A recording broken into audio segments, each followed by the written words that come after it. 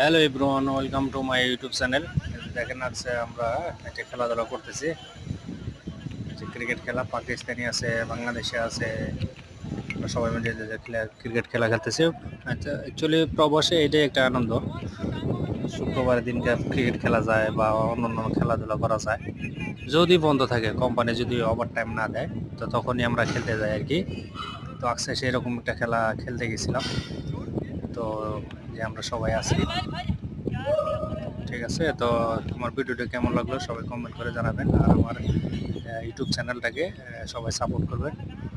তো ভালো থাকেন সবাই, আর আমাদের জন্য দোয়া করবেন, আর সবার পাশে থাকার চেষ্টা করবেন। তো ভালো থাকেন, আল্লাহ হাফেজ।